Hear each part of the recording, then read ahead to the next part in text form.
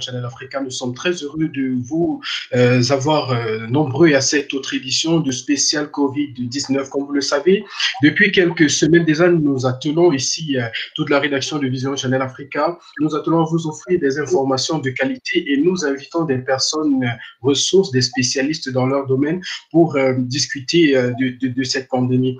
Vous l'avez constaté, aujourd'hui, nous commençons avec un peu de retard parce que, comme vous le savez, nous sommes en train de... nous faisons tout ceci en confinement. Nous sommes dans un contexte assez difficile où il faut joindre technologie et savoir-faire pour pouvoir vous satisfaire. Et le problème auquel nous faisons face aujourd'hui, c'est un problème d'ordre carrément et purement technique qui empêche que ma collègue déjà soit là dans le cadre de cette...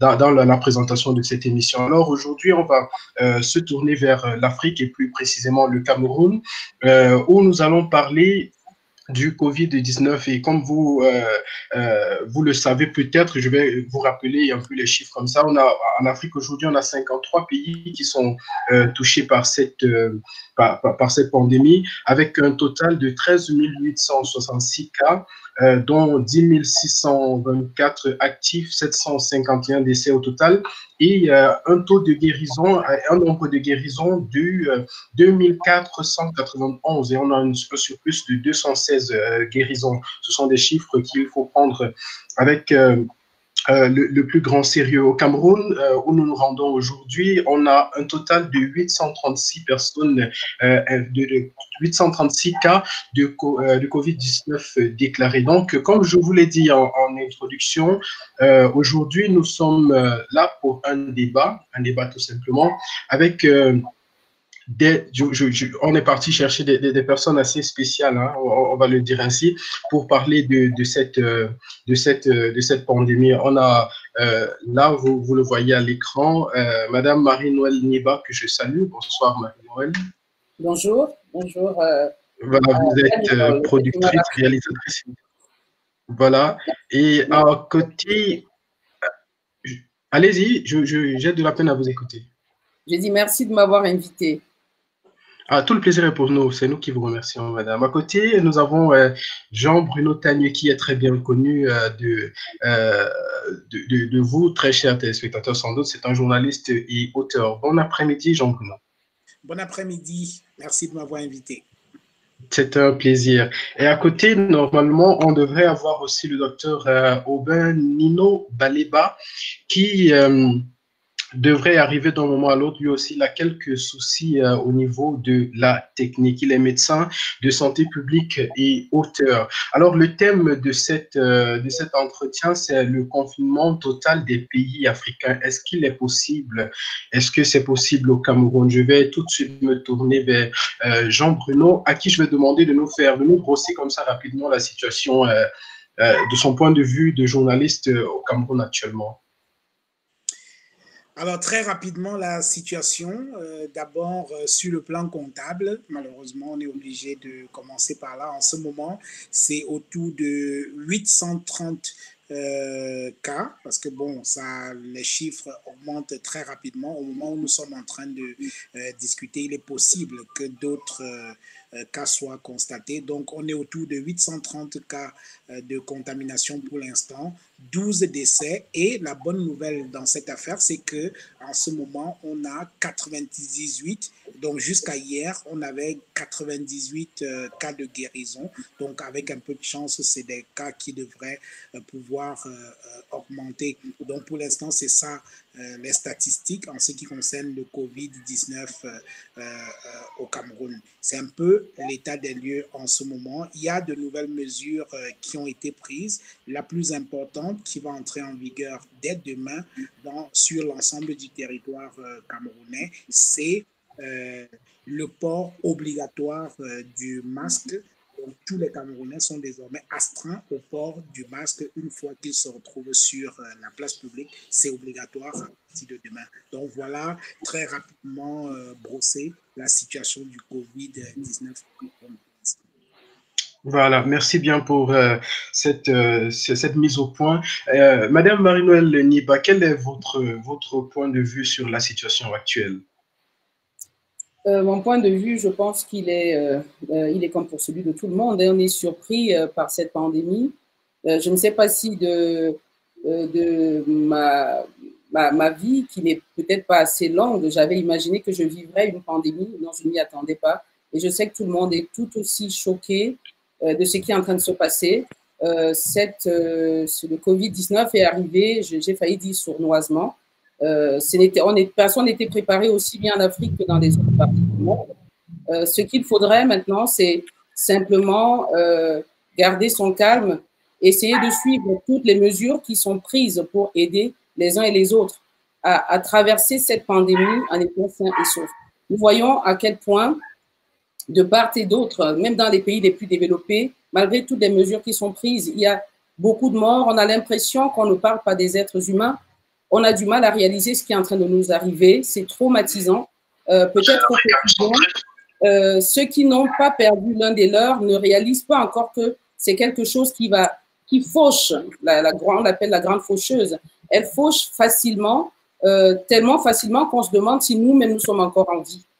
Donc, je pense qu'il faut vraiment prendre la mesure de la chose et essayer, même les autorités font ce qu'ils peuvent parce qu'ils sont aussi confrontés à cela au quotidien, ils ont peur, mais ils ont des responsabilités de prendre les mesures nécessaires et les responsabilités du peuple, c'est de suivre parce que c'est déjà pas facile, on ne sait pas à qui nous avons affaire. Voilà. En gros, voilà, et parlant justement Oui, allez-y. Donc, je veux dire on ne sait pas quel est l'adversaire. Pour moi, j'ai appelé ça une troisième guerre mondiale sans coup de feu. On ne sait pas qui est l'adversaire. On sait que ça s'appelle le Covid-19, mais comment se battre contre?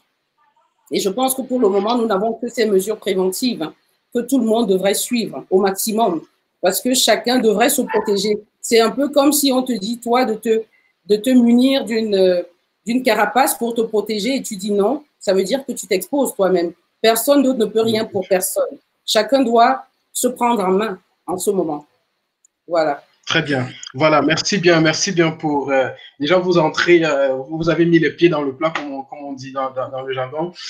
Tout de suite, en parlant d'autorité, en parlant de mesures prises, Jean Bruno, quelle est la situation du côté du Cameroun? Est-ce que les mesures sont prises? Est-ce qu'elles sont respectées? Alors, globalement, les mesures qui ont été prises jusqu'à présent par les autorités camerounaises sont respectées. D'abord, il y a des mesures barrières comme le lavage systématique des mains. Je pense que à ce niveau, il y a une communication qui, à mon avis, est assez réussie.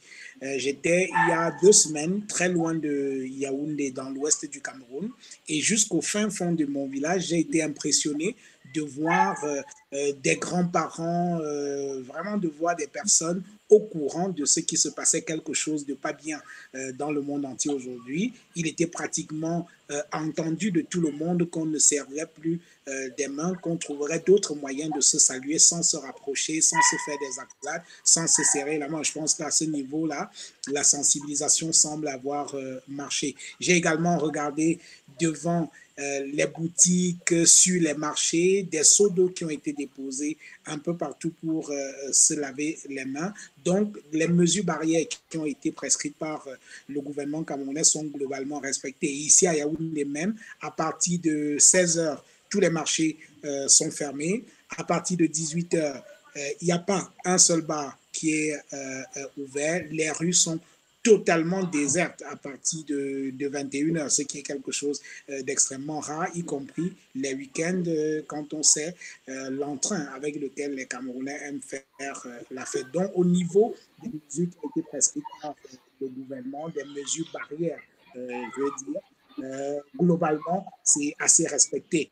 On est bien d'accord que ça et là, il y a quand même quelques récalcitrants qui continuent d'ouvrir clandestinement les bars au-delà des heures qui ont été prescrites par le gouvernement. Cela, ça ne peut pas manquer, mais ce sont des cas qui me semblent un peu marginaux.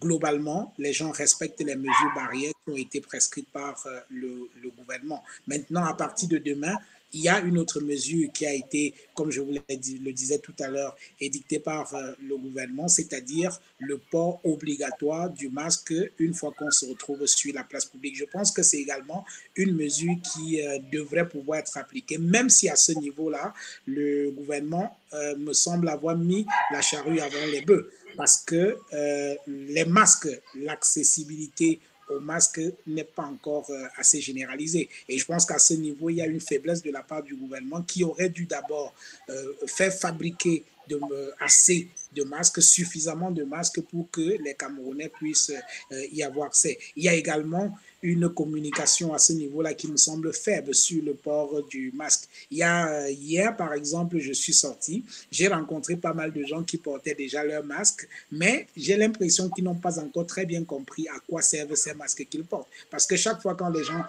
qui portaient leur masque voulaient me parler, ils baissaient le masque pour me parler, ce qui est totalement absurde, parce qu'ils n'ont pas compris que les masques, c'est pour se protéger. Voilà, donc il y a encore du travail à faire. Pour empêcher justement qu'il y a un gros travail d'éducation qu'il faille faire, donc des sensibilisations à travers les médias, à travers des petites vidéos en utilisant les mainstream médias du Cameroun. Je pense que c'est un travail aussi, vous vous sentez concerné par ça, vous êtes journaliste, vous êtes très très suivi aussi, il faut le dire, vous vous sentez personnellement appelé, parce que là on parle d'un travail d'éducation et on sait que le travail, celui-là, non seulement d'informer, mais aussi en quelque sorte de former les populations. On a le docteur voilà, Aubin qui nous rejoint. Bonsoir docteur. Bonsoir et merci de m'avoir invité au débat. J'espère que cette fois-ci je suis bel et bien connecté. Voilà. Vous êtes bel et bien connecté. Voilà, c'est le docteur Aubin Nino Baleba qui nous rejoint à l'instant. À vous qui êtes connectés sur la plateforme Vision Channel Africa, je vous invite à partager. Et vous, comme vous le savez, à l'accoutumée, vous pouvez poser vos questions directement en commentaire ou nous les envoyer sur notre plateforme Telegram ou bien WhatsApp. Vous avez le numéro qui circule là en bas de l'écran. Donc, partagez massivement dans vos groupes, partagez avec vos contacts. Et comme je le répète, si vous avez des questions, n'hésitez pas à nous les poser directement ici. Je vous rappelle que cet après-midi, nous parlons du confinement total dans les pays africains, le cas précis du Cameroun. Est-ce que c'est possible de confiner totalement les populations en Afrique et plus précisément au Cameroun? Et pour en parler, on est en compagnie de Marie-Noëlle Niba qui est productrice, réalisatrice et auteur. On a Jean-Bruno Tanier qui est journaliste et auteur. Et on a le docteur Aubin Nino Baleba qui est médecin de santé publique et auteur. Alors, je m'en vais vous poser une question. Marie-Noëlle, est-ce que vous pensez que les mesures prises jusqu'à présent sont suffisantes pour pouvoir faire face au coronavirus, précisément au Cameroun? Je pense qu'il ne faudrait pas seulement circonscrire cette pandémie au niveau du Cameroun. Et puis, on ne dira jamais que les mesures qui sont prises sont suffisantes tant qu'il y a un mort, ou alors quand il y a beaucoup de personnes infectées. Aucune mesure n'est suffisante pour que les hommes… Moi, je pense que toutes les mesures qui empêchent que les hommes meurent sont des mesures qu'il faut prendre. Maintenant, est-ce qu'elles sont suffisantes? Pour moi, on n'est jamais au bout de la solution. Il faut continuer à chercher. Mais comme Jean-Bruno l'a dit tout à l'heure, je me félicite déjà du fait que les Camerounais respectent tant bien que mal les mesures qui sont prises en tenant compte de la réalité de leur quotidien. On parlait de masques, je pense même que tout le monde étant connecté sur Internet aujourd'hui, on n'a pas attendu que le gouvernement dise qu'on mette les masques. Ceux qui doivent le mettre ont commencé à les mettre et à fabriquer même des masques. Moi, je me retrouve au Cameroun aujourd'hui. J'étais de passage et je me suis retrouvée confinée au Cameroun et je suis surprise, je vous le dis, parce que je pensais que, en écoutant ce que les gens disaient, est-ce que les Camerounais vont pouvoir s'en sortir? Oui, je pense que les Camerounais s'en sortent plutôt bien parce que malgré toutes les mesures de confinement des miens qui sont en France, j'entends encore des gens qui meurent. Malgré toutes les mesures qui sont prises dans un pays aussi développé que la France, vous entendez le nombre de morts qu'il y a. Est-ce que c'est ce nombre de morts qui va définir que les mesures qui sont prises ne sont pas suffisantes? Je ne pense pas. Et c'est pour ça que je pense que malgré les mesures qui sont prises, on peut être confronté à ce que j'ai appelé tout à l'heure une faucheuse qu'on ne maîtrise pas. Peut-être qu'on n'a pas encore maîtrisé les contours de ce qui nous arrive. Et donc, il y aura encore des morts tant qu'on ne trouvera pas la solution définitive. Et je souhaite que ce soit trouvé assez vite. Et au Cameroun, je trouve que les gens prennent suffisamment la mesure de la chose parce qu'on n'a pas attendu que le gouvernement dise qu'on porte les masques.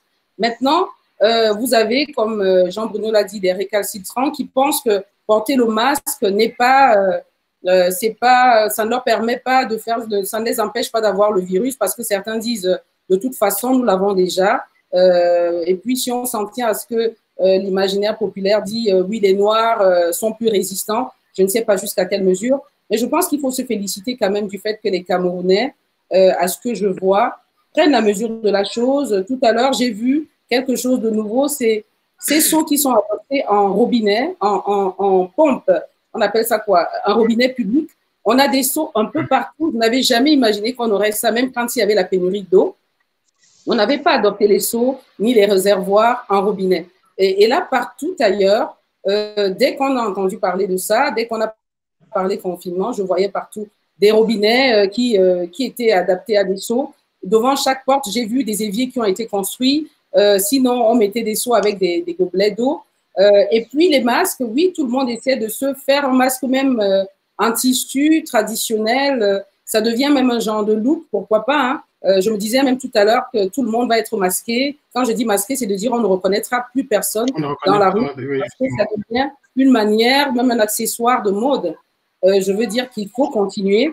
Et puis, ce que j'ai également aimé, c'est cette manière que nous avons de recevoir des informations du ministère de la Santé à travers nos téléphones portables, ce que je pensais ne pas exister, parce que moi, je me connectais sur Twitter et je pouvais échanger avec le ministère de la Santé du Cameroun.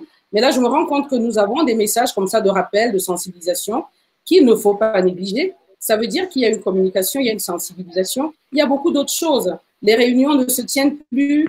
Les Camerounais étaient tellement portés par les messes et autres. De plus en plus, on ne va plus à la messe, pas parce qu'on ne le veut pas, mais parce qu'on a compris que c'est dangereux. Il faut barrer la voie à la contagion. Et je pense que les choses se font de plus en plus. Les bars, autre chose que j'ai aussi félicité, à partir de 18h, Jean-Bruno l'a dit, il n'y a plus aucun bruit. On a l'impression que les Camerounais réapprennent à vivre dans la sérénité. J'ai comme l'impression que les foyers se sont reconstitués, c'est-à-dire que les gens ne passent plus leur temps à l'extérieur, mais ils passent plus de temps en famille. Et ça, il faut s'en féliciter. Mais tout en priant qu'on trouve la solution définitive pour combattre ce fléau. Il faut féliciter les médecins et les scientifiques qui travaillent jour et nuit pour cela. Voilà. Voilà, vous l'avez dit, on se rend compte que des solutions locales sont en train d'être apportées par les populations, sont en train d'être trouvées par les populations. Et voilà, on a constaté que ici en Europe précisément, c'est le président Macron de la France qui précisait qu'ils se sont réunis en urgence, le G20 s'est réuni en urgence pour venir en aide en Afrique. Je pense que vous avez été au courant de cette nouvelle, Jean-Bruno. Comment sont perçues ce genre de nouvelles actuellement au Cameroun? Voilà, enfin, globalement, les Camerounais, ils observent quand même qu'ailleurs, ce sont les dirigeants des pays qui s'impliquent personnellement à travers leur présence effective, visible par tout le monde dans la lutte contre cette pandémie. On ne va pas seulement prendre le cas des pays européens, même à côté de nous, les pays africains, tous les dirigeants sont sortis pour porter main forte à leur peuple, pour montrer à leur peuple qu'ils sont à leur côté en ces temps difficiles. Ce qui n'est pas le cas au Cameroun, parce que depuis l'apparition de cette maladie, notre président, il est quasi porté disparu, ce qui n'est pas de nature à rassurer, parce que tout le monde le réclame. Où est passé le président de la République pendant qu'on a 830 types qui sont atteints de coronavirus, on a quand même 12 décès. Certes, le gouvernement fait ce qu'il peut, mais on aimerait quand même voir la patte du président de la République dans cette mouvance-là au moment où les Camerounais ont vraiment besoin de lui. Surtout que au-delà de la maladie elle-même, on peut se satisfaire qu'aujourd'hui, on soit moins touché que beaucoup de pays développés. C'est Marie-Noël qui le disait tout à l'heure. Quand on voit le cas de l'Italie, quand on voit le cas de la France, des États-Unis, on n'en parle même plus tellement c'est grave. On peut se dire que jusqu'à présent, on est un peu préservé, sauf que les conséquences vont être désastreuse, quand bien même on aura trouvé un médicament contre cette affaire. Et c'est à ce moment-là qu'on avait besoin du président de la République. On a besoin de lui parce que c'est lui le président de la République. C'est lui qui aurait été élu par les Camerounais pour régler un certain nombre de problèmes, pour être à leur côté quand ils sont en difficulté. Marc Noël disait tout à l'heure que les Camerounais supportent plutôt bien les mesures qui ont été édictées. Soit, mais je peux vous dire que c'est la mort dans l'âme que les Camerounais acceptent ces mesures-là. Et c'est parce qu'ils n'ont pas le choix. Parce que quand on ferme les bars, par exemple à 18 h, au-delà du côté un peu jouissif, ludique des bars, il y a une dimension économique et sociale qui est très forte. C'est toute l'économie de la nuit qui aujourd'hui a été tuée par cette mesure-là. C'est-à-dire qu'il y a des femmes qui sont serveuses de bars et leur business ne commence qu'à partir de 18 h ou alors au-delà. Il y a des gens qui font le vigile devant les bars, il y a des gens qui vendent des repas devant les bars, ainsi de suite, ainsi de suite. Donc, on ne peut pas dire que ce sont des gens qui acceptent ces mesures-là de gaieté de cœur, mais c'est simplement pour préserver leur santé. Et c'est à ce niveau que le gouvernement, le président de la République lui-même, parce que c'est lui qui aurait été élu par les Camerounais, devait prendre un certain nombre de mesures d'accompagnement pour ne pas que les contre-coups de cette maladie soient désastreux sur les petites populations. Et pour finir sur ce point-là, on observe également que dans d'autres pays, les gouvernements font un certain nombre de concessions. Les gouvernements font des sacrifices personnels pour montrer qu'ils sont aux côtés des populations. Mais au Cameroun, on demande aux populations de ne pas sortir après 18 h, on demande aux populations de faire ci, de faire ça. Mais qu'est-ce que le gouvernement lui-même a fait comme concession depuis le début de cette affaire? Rien du tout. On a vu dans certains pays où des gouvernements ont décidé de renoncer, par exemple, à tout ou partie de leur salaire. À leur salaire, il y a des ministres qui ont renoncé à leur salaire. Pour accompagner les populations ou alors pour contribuer un peu à l'effort de guerre, entre guillemets. On a vu des gouvernements qui ont décidé, par exemple, de la gratuité d'un certain nombre de services sociaux comme l'eau et l'électricité. D'autres sont allés plus loin en demandant que les loyers ne soient pas payés. Au Cameroun, il n'y a rien de tout cela et le gouvernement a ouvert un fonds de solidarité doté d'une somme, il faut le dire, ridicule, d'1 milliard de francs CFA. Je pense qu'à ce niveau, il y a encore beaucoup de choses à faire. On peut se satisfaire que les Camerounais, jusqu'à présent, essayent tant bien que mal de respecter les mesures, mais en face, on n'a pas un gouvernement qui montre une grande volonté.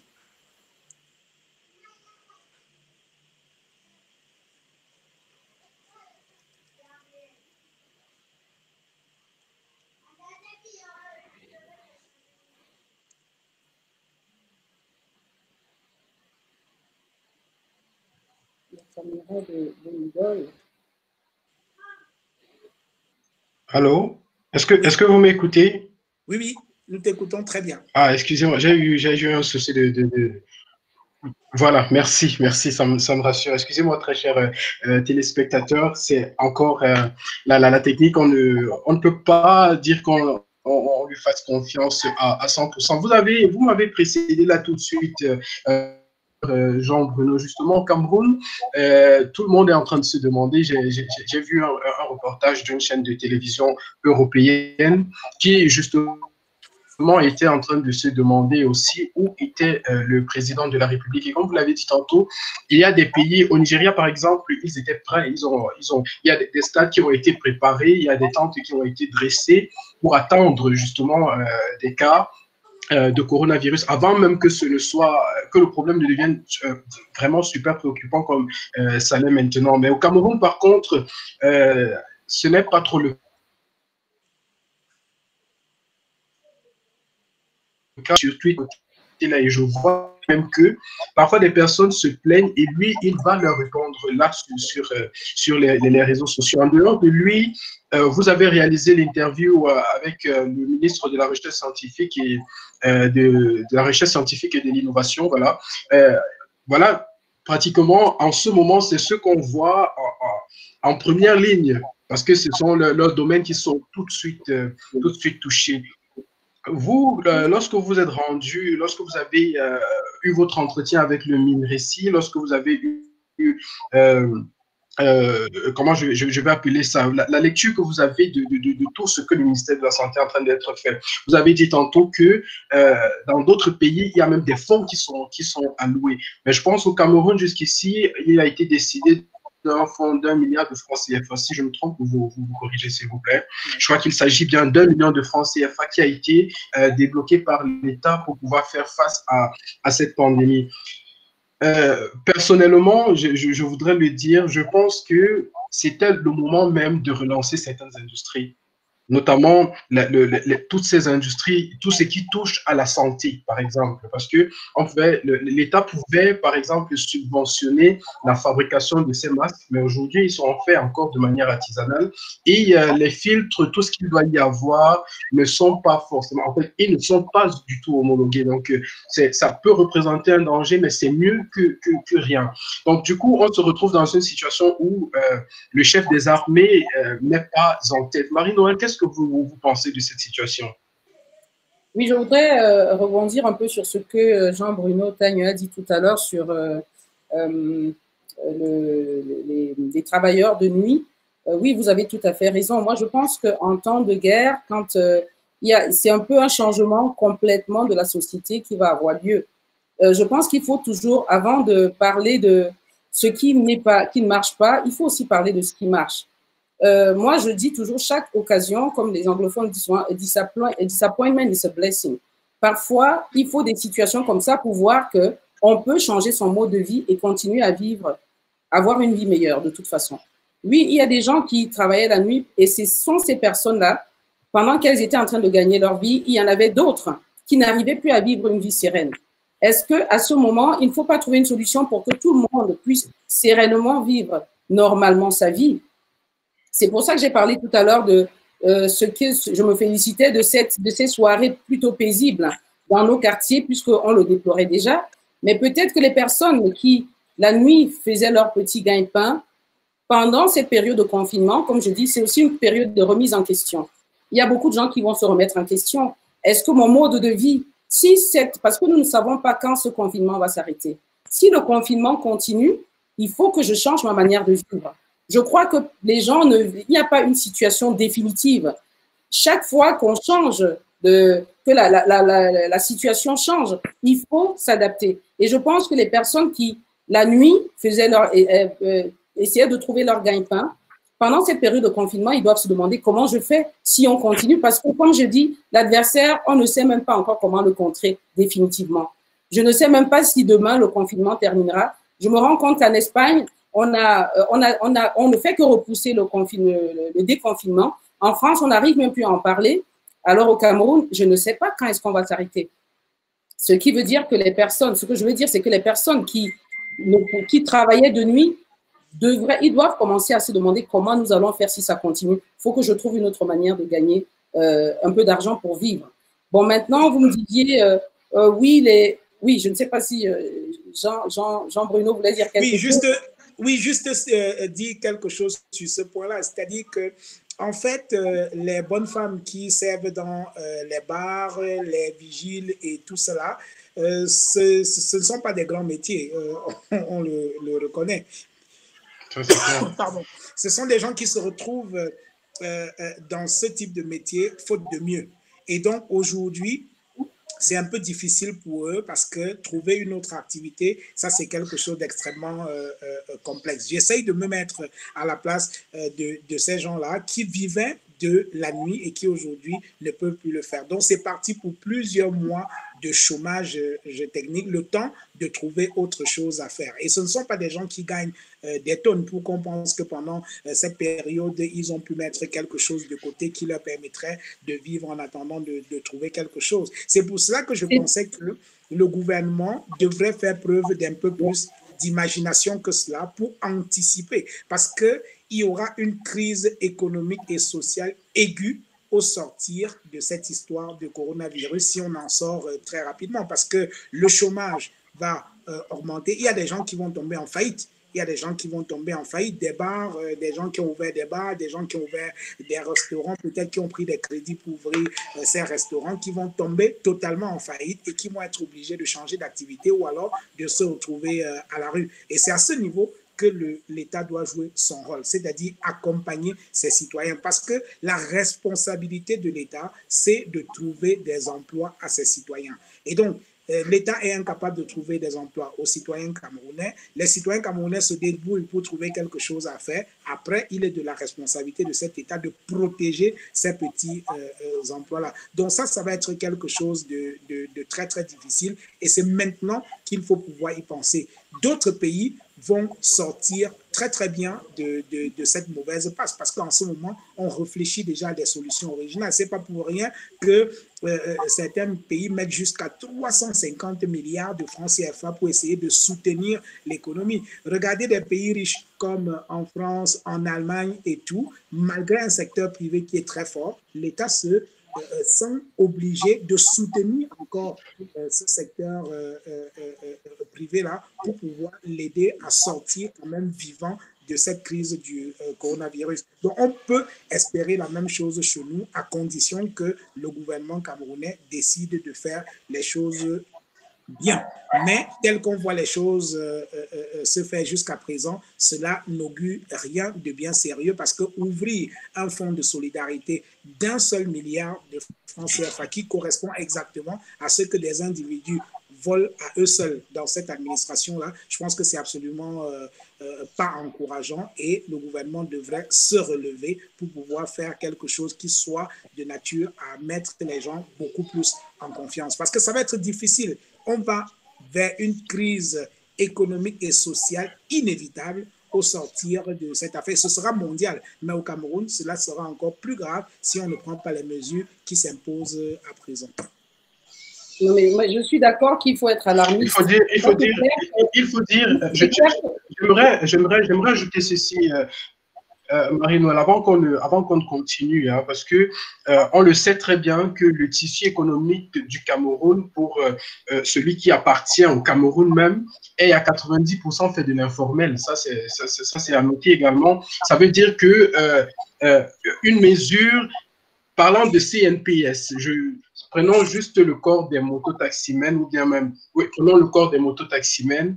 Je ne pense pas que si on leur dit CNPS, Caisse nationale de prévoyance sociale, ils en sauront trop grand-chose. Je ne pense pas qu'ils cotisent de façon à pouvoir s'assurer même une retraite après avoir passé une période de confinement comme celle-ci. Je vais me tourner vers le docteur qui, depuis tout à l'heure, n'a pas dit mot parce que sans doute pris par la connexion qui va et qui vient. Docteur, j'aimerais avoir votre point de vue sur l'évolution du Covid-19 dans le monde, en Afrique et plus précisément au Cameroun en ce moment. Ok, merci de me passer la parole. J'espère que je m'entends. J'ai effectivement des soucis de connexion étant sur la route. C'est pas évident d'avoir du réseau étant sur la route. Déjà, j'aimerais revenir sur le nombre de cas et préciser que lorsqu'on parle de 830 cas, il s'agit de cas confirmés de coronavirus. Cela suppose certainement qu'il y a des cas qui se baladent dans la population et qu'on n'a pas encore réussi à pouvoir dépister. Et cela, évidemment, devrait nous interpeller sur la disponibilité des tests de dépistage et sur les méthodes de dépistage de la population. Donc, ça, c'est la première chose que je voudrais dire au sujet de l'évolution de la maladie au Cameroun. Maintenant, il me semble, et c'est vrai, Marie-Noël l'a relevé tout à l'heure, qu'on observe plutôt au Cameroun une évolution assez positive par rapport aux autres pays. Je voudrais dire que dans nos prévisions d'épidémiologistes, il nous a semblé penser que la maladie ne frapperait pas le Cameroun de la même manière qu'elle a frappé les autres pays. Et je m'explique. La première raison, c'est que la maladie est apparue dans les autres pays durant la période d'hiver. Et on sait déjà que l'hiver est propice à la grippe saisonnière. Et nous, au Cameroun et dans la plupart des pays africains qui ne connaissons pas justement l'hiver, nous pensons que la barrière climatique a pu être une première... en fait, le climat peut être une première barrière à l'évolution du virus, contrairement aux pays occidentaux. La deuxième chose que je voudrais également dire à ce sujet, ça concerne la population. Nous avons une population plutôt jeune par rapport à la plupart des pays occidentaux, notamment l'Italie, qui a eu à la plus forte mortalité. Il est vrai que les États-Unis viennent de prendre le relais. En Italie, c'est 50% de la population qui a plus de 60 ans, tandis qu'au Cameroun, c'est le même nombre de la population qui a plus de 19 ans.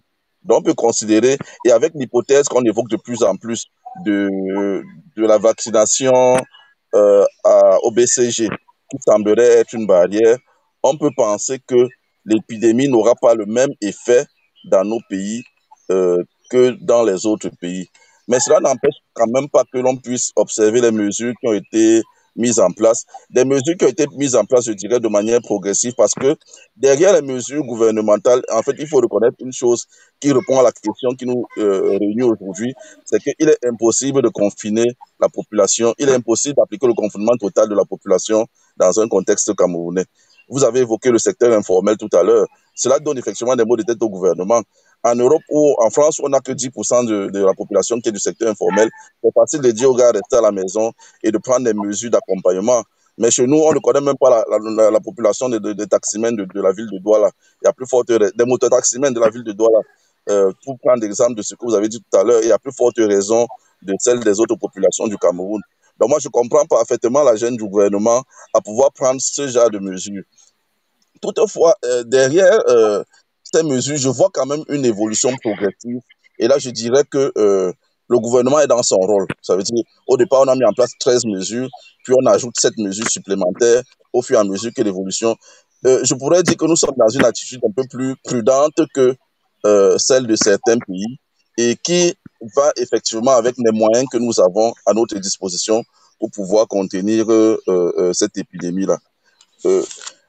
J'ai également... Voilà, docteur, j'aimerais dire un truc. Avec plus de, si vous me permettez, j'aimerais dire quelque chose. Après, avec plus de 830 cas déclarés au Cameroun, le Cameroun est aujourd'hui le pays de l'Afrique subsaharienne le plus touché, qui enregistre le plus grand nombre de cas. Du point de vue médical, est-ce que vous pensez que nos structures hospitalières soient prêtes à faire face à une... je vais dire, à une marée de personnes qui arriveraient infectées au Covid-19? Déjà, même les structures hospitalières des pays les plus développés et plus riches que nous n'ont pas été prêtes à contenir cette marée. À plus forte raison, celle du Cameroun. Je rappelle que le Cameroun, d'après une estimation de 2012, nous sommes à 43 000 lits d'hôpitaux pour une population de 26 millions d'habitants. Et lorsque j'ai essayé de calculer, au cas où toute la population camerounaise serait touchée, on aurait environ 800 000 personnes qui auraient besoin d'assistance respiratoire. Ça veut dire qu'ils seraient dans une phase critique de la maladie. Alors, si on a 800 000 personnes qui sont dans une phase critique de la maladie, au pic de l'épidémie, et avec 43 000 lits d'hospitalisation, et je compte effectivement les lits de Nguélémendouka, ou les lits du village le plus reculé du Cameroun, qui comptent parmi ces 43 000 lits. Il faut dire que nous ne sommes pas du tout préparés à pouvoir contenir cette épidémie. Et seules les mesures préventives, nous devons œuvrer, nous devons beaucoup plus investir dans la prévention et la promotion de la santé, tel que cela se fait actuellement. On a parlé des respirateurs. On comptait à peine le nombre de respirateurs dans nos hôpitaux à une certaine date. Alors, s'il faut mettre une certaine partie de la population en soins respiratoires intensifs, il est clair que nous allons perdre beaucoup de personnes. Voilà. On va prendre on va prendre quelques questions hein, comme ça de ceux qui nous regardent, si vous le permettez. Il y a votre collègue, le docteur Sandrine Danfa, qui dit bonjour, monsieur Jean-Bruno Tagnou. Vous dites qu'à partir de certaines heures, les gens sont confinés. Ma question, est-ce que le virus dort en journée? Je pense qu'il faut faire le confinement autrement.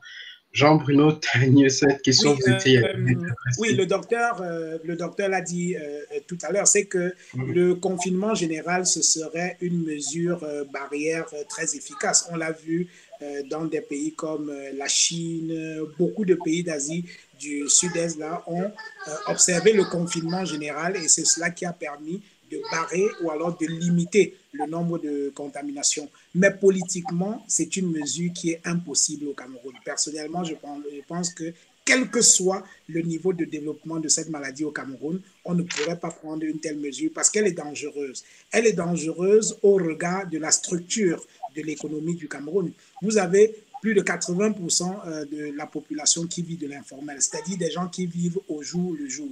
Quand ils sortent le matin, ils vont chercher ce qu'ils vont manger le soir et ainsi de suite. Donc leur vie est ainsi réglée. Vous ne pouvez pas dire à des gens comme ça de rester chez eux, de ne rien faire parce que ce n'est pas la maladie qui les tuera, mais ils mourront de faim ou d'autres choses. Donc c'est une mesure qui politiquement est difficile et quasi impossible dans le contexte camerounais.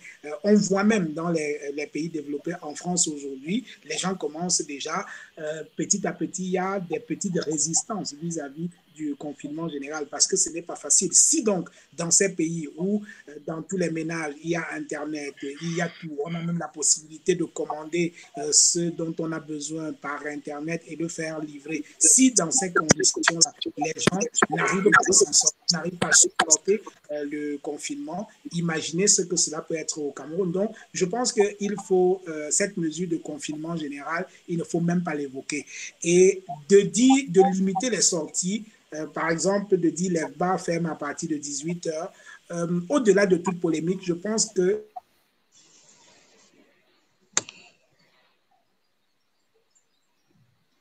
quelques soucis techniques avec Jean-Bruno.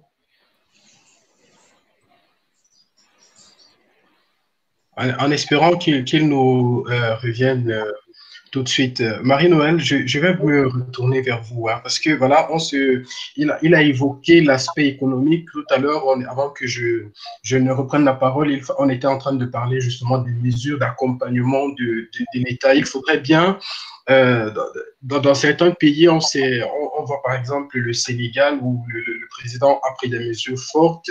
Tout à l'heure encore, je regardais une vidéo, je voyais une photo, c'était bien une photo, d'un président africain, je crois que c'était bien celui du Sénégal, qui réceptionnait des aliments, en fait. C'était des sacs de riz qui arrivaient pour participer à l'effet de guerre, entre guillemets. Est-ce que vous ne pensez pas que 1 milliard de francs CFA dans le cadre d'une lutte comme celle-ci, c'est pas... vous ne pensez pas que c'est peu? Vous croyez que le gouvernement pourrait faire mieux que ça? Moi, j'aime souvent à dire que chacun doit être dans son rôle. C'est bien d'attirer l'attention, d'être lanceur d'alerte, d'appeler à ce que certaines choses soient faites, mais parfois, je préfère que tout le monde fasse son travail. Et j'ai toujours dit que si tout le monde faisait son travail comme il se doit, je pense qu'on avancerait plus vite que de passer le temps à se demander si l'autre n'a pas fait le travail ou bien que je le ferais mieux à sa place. Le gouvernement, je crois, je fais confiance au gouvernement. Je dis toujours, je pense qu'il n'invente pas les solutions au Cameroun. Partout ailleurs, c'est une pandémie qui a touché le monde entier et je pense que nous ne sommes pas en train de trouver des solutions qui sont complètement propres au Cameroun. On va regarder, je suis sûre que nos autorités regardent ce qui se fait ailleurs et quand vous écoutez souvent les débats, même sur les chaînes étrangères, il y a toujours quelqu'un qui dit en Allemagne, on a fait ceci, en Espagne, on a fait cela. Et nous allons appliquer, généralement, on adapte ce qui se fait ailleurs à notre situation à nous. Et comme le docteur l'a dit tout à l'heure, le Cameroun est nos autorités sont en train de prendre des mesures au fur et à mesure. On ne peut pas appliquer les mêmes solutions, les mêmes mesures qu'ailleurs, comme si nous sommes tous de la même trempe. Non, le Cameroun, je fais confiance en nos autorités. On a parlé d'un fonds de solidarité d'1 milliard. Est-ce que ce fonds a déjà été même mis en place? Est-ce qu'il est déjà utilisé? Et je pense que notre gouvernement n'est pas insensible à ce que le peuple vit. Je lui fais confiance et je sais que s'il le faut, on va augmenter parce que chaque fonds qui est mis, c'est l'effort des Camerounais qui est fait. Mais j'aime toujours à dire que chacun à son niveau doit faire l'effort nécessaire pour pouvoir barrer aussi cette maladie. Parce qu'il s'agit de nous, c'est nous les victimes. Et si vous ne voulez pas vous laver les mains, on a dit tout à l'heure, les mesures préventives sont les plus fortes pour nous.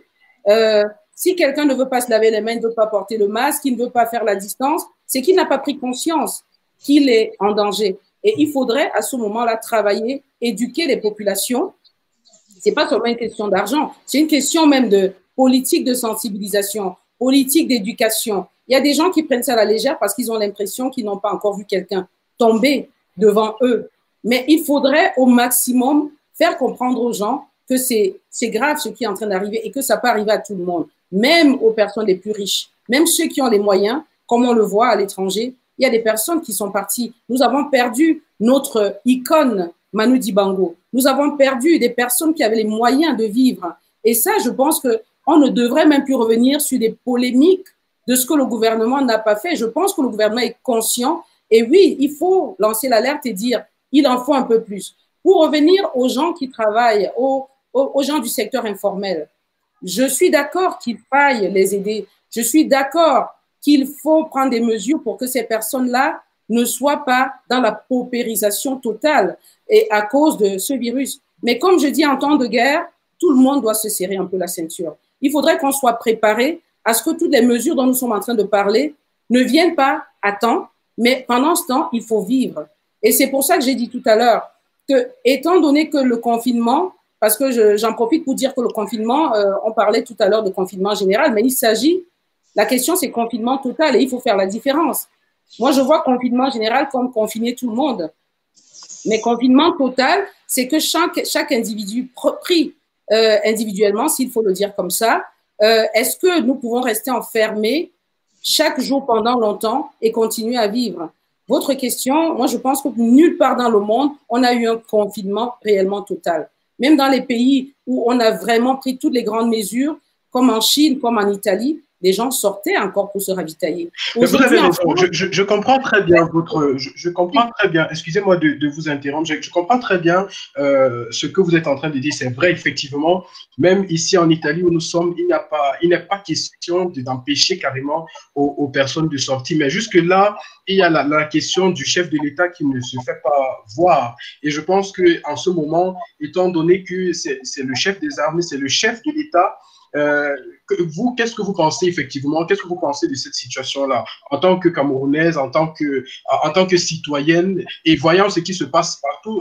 On a des présidents, on a Alpha Condé qui va dans la rue et qui parle même en langue nationale, je veux dire en langue maternelle à des personnes pour leur expliquer la situation. Mais au Cameroun, on se pose bien la question de savoir où est passé le président. Vous, qu'est-ce que vous pensez de cette situation? Mais je pense que personne, tout le monde sait que le président ne sort pas tout le temps comme ça. Et je sais qu'il est là puisque les mesures sont prises. Si les mesures n'étaient pas prises, on pouvait se dire qu'il n'y a personne. Mais il prend des mesures, il a des collaborateurs, il a des ministres à qui il donne des instructions et qui font ce qu'il faut faire. C'est pour ça que je dis parfois, pour moi, ces polémiques ne m'avancent pas. Quand quelqu'un se lève le matin, je le répète tout le temps, quand je me lève le matin, je ne demande pas à voir le chef de l'État avant de faire le travail qui est le mien. Quand le docteur Baleba se lève le matin pour pouvoir soigner les malades, il suit les protocoles, il suit les mesures qui ont été édictées par les autorités et ces autorités sont sous la responsabilité d'un chef de l'État. Moi, les débats pour les débats, ça ne m'intéresse pas. Mais je pense que oui, on a raison qu'il faille prendre plus de mesures si c'est nécessaire.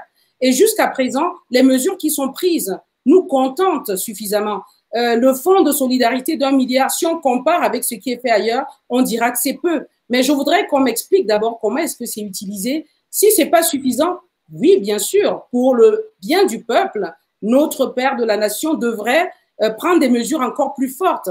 Mais jusque-là, on vient à peine de voter le fonds. Mais le débat, c'est plutôt de savoir, est-ce que ce fonds est aussi énorme ou bien grand comme celui du voisin. C'est pas de ça dont il s'agit. Non, mais je pense qu'il s'agit aussi beaucoup. On sait qu'il y a des détournements massifs de fonds, par exemple, dans le pays. Je pense que la question des Camerounais aussi, c'est à ce niveau-là. Savoir si effectivement les fonds alloués seront même utilisés aux fins auxquelles ils étaient destinés, en fait. Ils étaient destinés. Non, mais ça, c'est deux débats différents. Ça, c'est deux débats différents. Quand il y a détournement de fonds, il faut que les personnes, les contrevenants soient punis. Moi, je ne suis pas là pour dire que parce qu'il y a des gens qui détournent les fonds, il faut que pour une situation qui ne nécessite pas plus d'1 milliard, qu'on donne plus d'1 milliard. Non. S'il faut, moi, je pense qu'il faut prendre la situation telle qu'elle est. C'est grave. S'il faut plus d'argent, je suis sûre que notre chef de l'État est conscient de ce qui est en train de se passer. La preuve, quand vous regardez les mesures qui sont prises pour accompagner les uns et les autres, c'est qu'il y a un chef de l'État qui donne des instructions. On n'est pas dans la cour du roi Pétou où tout le monde se lève et prend des décisions. Maintenant, si vous comparez le milliard qui vient d'être, qui n'est qu'un fonds de solidarité, ce n'est pas le budget pour lutter contre la pandémie, c'est un fonds de solidarité qui a été mis sur pied et rien ne dit qu'on ne va pas l'augmenter. Il faut simplement que chacun a son niveau. Parce que je dis toujours, si chacun fait son travail, si chacun fait la responsabilité qui est la sienne, on avance un peu plus que de faire des débats sur des choses qui…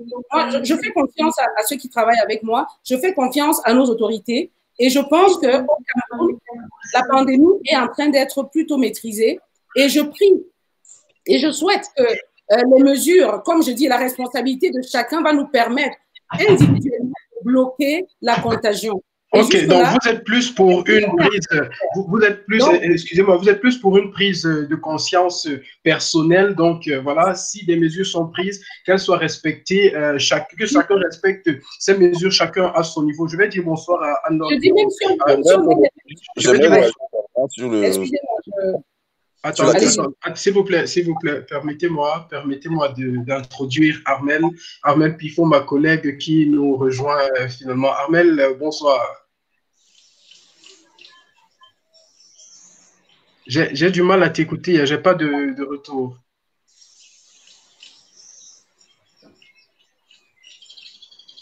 Un souci de micro, hein. Je pense que si effectivement vous m'écoutez de ce côté-là, j'aimerais que vous régliez un peu ce problème si avec je demande à la régie justement d'essayer de gérer ça. Pendant ce temps, je vais me tourner vers vous, docteur.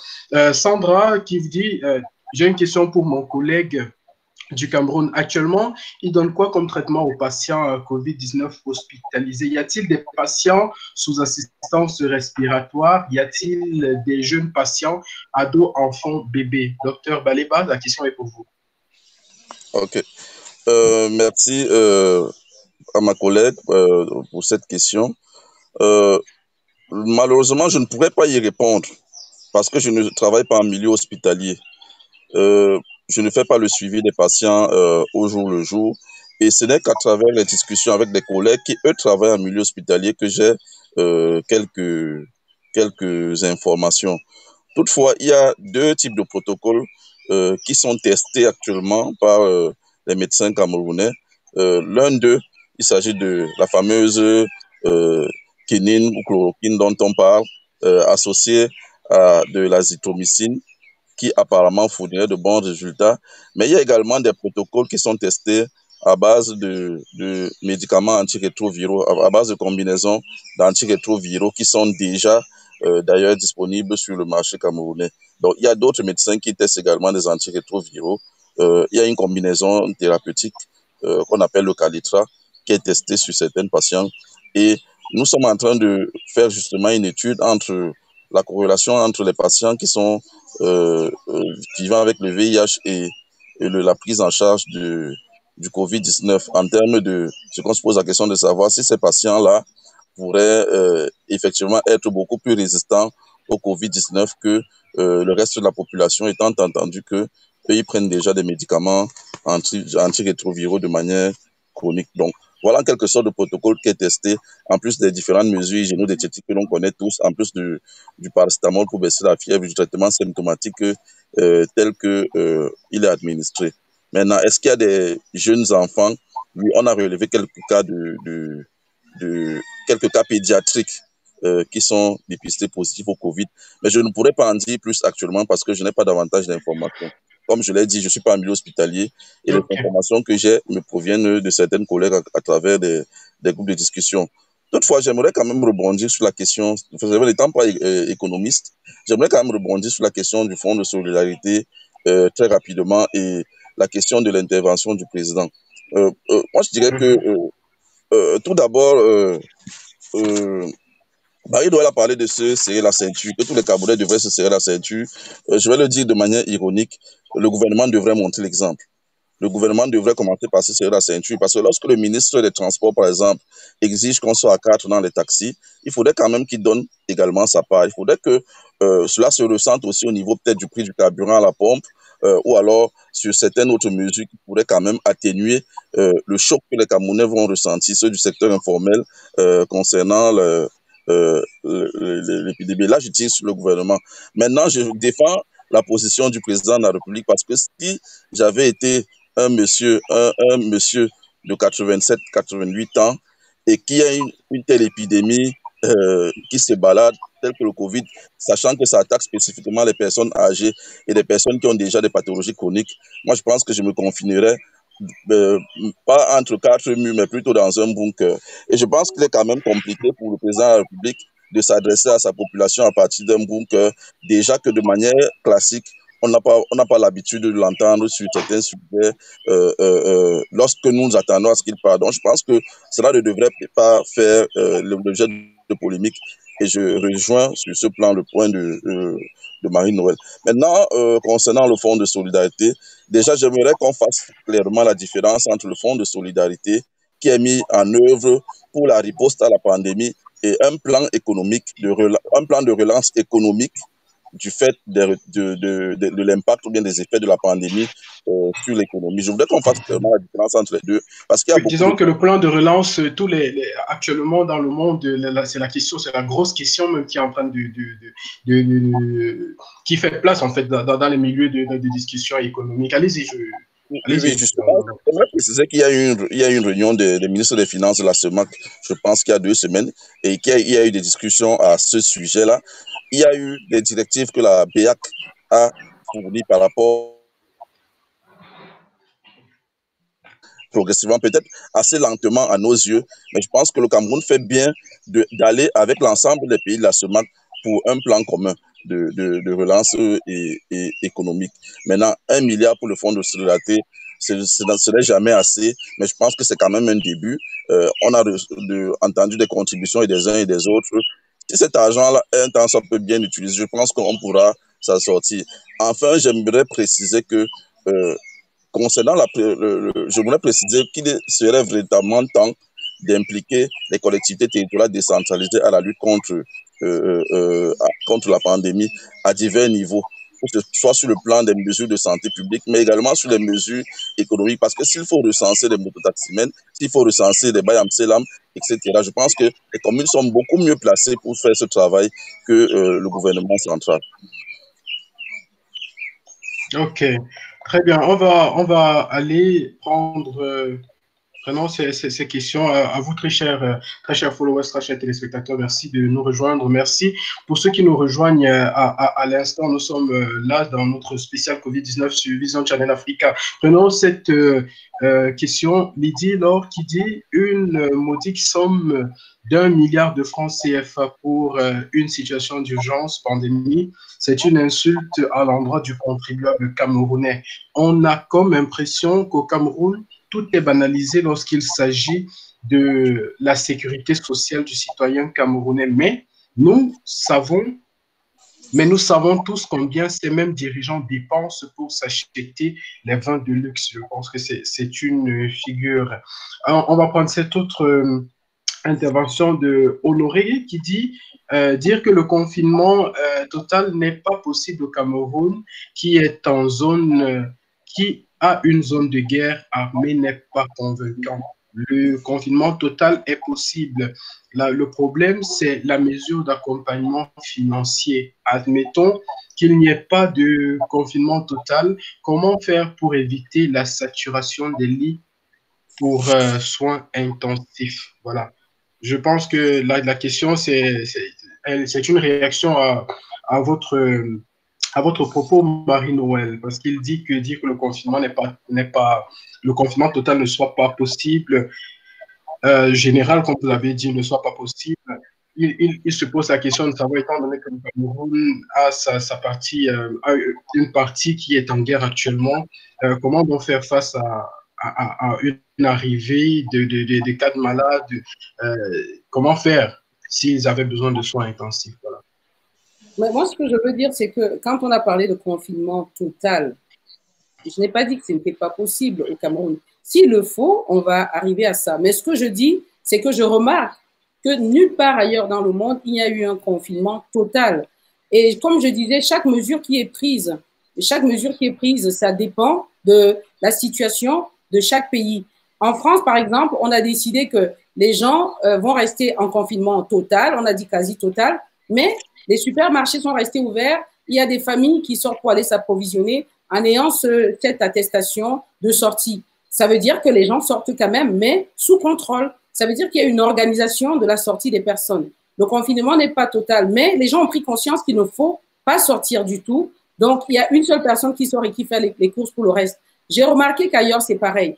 Au Cameroun, nous avons remarqué, quelqu'un l'a dit tout à l'heure, nous n'avons pas une connaissance ou alors un accès à l'Internet qui nous permettent, par exemple, de faire des commandes en ligne et de se faire livrer. Comment voulez-vous qu'on vous livre si on ne connaît pas vraiment votre adresse de résidence? Comment voulez-vous qu'on vous livre si, par exemple, vous ne pouvez pas acheter en ligne avec votre carte?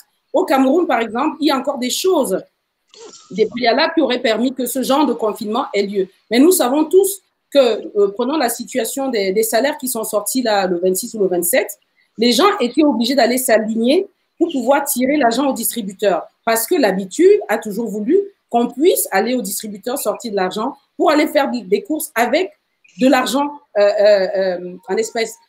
Mais justement, là, je pense que ça devrait être des manquements ce sont clairement des manquements du gouvernement à ce niveau-là, parce que, comme vous le dites, le recensement a été fait depuis des années, on n'a jamais eu de résultats de ce recensement, on n'a jamais eu, après 60 ans, depuis 1960 que le Cameroun est indépendant, jusqu'ici, on ne réussit pas à donner une adresse exacte là où vous êtes, si vous êtes au Cameroun. Voilà. Je pense que ce serait un peu difficile que vous donniez l'adresse même de l'endroit où vous vous trouvez. Ça fait partie des préoccupations, en fait, madame. C'est pour ça que je reviens à ce que j'ai dit au départ, que cette situation, cette pandémie va nous permettre de nous remettre en question. Peut-être que le confinement doit nous permettre, chacun à son niveau, de se remettre en question. S'il y avait quelqu'un qui était responsable de certaines choses qui n'avaient pas marché, c'est le moment de le faire. Nous avons un problème de retard, pas parce qu'on ne peut pas, parce que je vois beaucoup de gens on les appelle les androïdes. Il y a tellement de choses qui se font par portable. Je vois les gens qui se font des transferts d'argent par mobile, par Orange, par portable interposé. Ce qui veut dire qu'on peut adapter ces choses même par l'utilisation des actions en ligne. Pourquoi pas? Chaque pays a sa manière de fonctionner. Au Cameroun, je vois je vais encore rappeler ce que j'ai vu l'autre jour à la télé. On faisait des cours aux enfants en ligne, à la télé. Je dis non, c'est pas des cours, c'est un peu une espèce de répétition parce que à aucun moment il y aura d'interaction entre un élève et son professeur comme ça se fait ailleurs. Je répète que c'est l'occasion pour nous, sûrement, de revoir ces choses parce que nous ne savons pas si demain, il n'y aura pas une autre pandémie ou si celle-ci va s'arrêter. Peut-être que j'ai suivi l'autre jour à la télévision un monsieur qui proposait des plateformes pour aider les gens à pouvoir travailler en ligne. Il faudrait qu'on écoute ces personnes-là. Aujourd'hui, le travail à distance doit être privilégié et nous devons écouter toutes les personnes qui sont capables de nous construire une vie de cette manière-là. Et je répète que la pandémie de remettre en question et les problèmes d'adressage, de recensement, et parce que même vous avez parlé des Bayam Selam. Qui est Bayam Selam? Est-ce que vous pouvez me dire celles qui sont au marché Fundi? Est-ce que vous pouvez me parler de celles qui sont au marché des sauces? Mais si tout le monde était recensé, évidemment, si on décide même de mettre un fonds de solidarité pour pouvoir soutenir ces personnes, comment allons-nous le faire? C'est des choses qui doivent être repensées maintenant pour que demain, si on se retrouve dans une situation comme celle-là, que chaque personne puisse être touchée individuellement sans que ça ne soit des mouvements de foule. Donc, je dis, cette pandémie doit nous permettre tous de nous remettre en question. Chacun à son niveau doit pouvoir voir comment repenser sa manière de travailler. C'est pas seulement, le gouvernement peut mettre tous les moyens, mais si nous ne prenons pas conscience que nous avons une responsabilité individuelle dans notre travail et dans notre expertise, les choses ne changeront pas. Voilà, très bien dit. Merci bien, madame. Merci bien pour cette intervention. Nous allons tout à l'heure faire un dernier tour de table et peut-être prendre quelques questions à ceux qui nous rejoignent. Je vous remercie grandement d'être avec nous, à nos fidèles téléspectateurs qui sont là. Ah, le docteur, il est là. Bonsoir, docteur. Lui, il est psychologue. Bonsoir, Manidol. Bonsoir à tous les panélistes. Bonsoir. Voilà. Vous, c'est votre collègue, hein? Lui, il est psychologue, il est du côté de la Belgique. Je vous laisse. Voilà. Donc, je disais, on va faire un dernier tour de table rapidement, comme ça, et essayer de prendre peut-être quelques questions. Voilà, il y a l'idée, le président ne sort pas tout le temps, vous dites. Mais il est là pour le peuple, et en situation de guerre, ce peuple a besoin d'être rassuré. On a comme impression que la dame nous demande de gérer comme si la fonction de président avait une autre définition au Cameroun. Donc, une famille a besoin que le chef prenne ses responsabilités en situation d'urgence, sauf s'il est dans l'incapacité d'assurer ses fonctions ou bien s'il n'est plus de ce monde. Voilà. Ça, c'est l'intervention de Idilor. Maintenant, docteur Cédric, bon après-midi et merci de nous rejoindre dans ce direct. Bonsoir encore une fois de plus aux chers panélistes. J'ai suivi avec intérêt tout ce qui s'est passé précédemment, donc voilà. Je n'arrive que maintenant, excusez-moi. Il n'y a pas de souci. De toutes les façons, votre avis est attendu. Vous pouvez le donner. On a parlé des mesures qui ont été prises. On a parlé de la possibilité ou pas du confinement total. On a parlé du secteur informel et qui est pratiquement ce qui décrit le mieux le tissu économique du Cameroun en ce moment. Et vous qui êtes psychiatre, docteur psychiatre, quel est votre point de vue? Et vous êtes aussi citoyen camerounais d'ailleurs. Oui. Citoyen camerounais avant tout, je me définis. Mais voilà, mon avis se rapproche plus de celui de M. Jean-Bruno Tagne, qui pense que, oui, un confinement total de la population est impossible. C'est ce que Madame Niba, je pense, c'est ce qu'elle pense aussi. Un confinement total de la population est impossible au vu de la composition essentielle du tissu économique qui est presque strictement informel pour ce qui est de l'entrepreneuriat local. À part ça, les autres, c'est les multinationales françaises essentiellement. Donc, hormis le fait qu'il y a une organisation économique structurellement basée sur le gagne-pain au jour le jour, il y a notre manière de faire les choses. Anthropologiquement, on est un peuple assez social et on met beaucoup dans la fonction de relation. Donc, interrompre cette fonction de relation en terre africaine sera extrêmement pénible et même dangereuse parce que voilà, une société africaine qui arrête de se relationner du jour au jour, du jour au lendemain, comme ça, de façon nette, ce sera très, très, très difficile. Ce sera même impossible. Donc, il faut qu'on pense autrement. Moi, je pense qu'on doit opter pour les solutions de la protection massive, des dépistages massifs et mise en quarantaine et éventuellement procuration de soins à ceux qui seront infectés. Je pense qu'on doit penser ça globalement.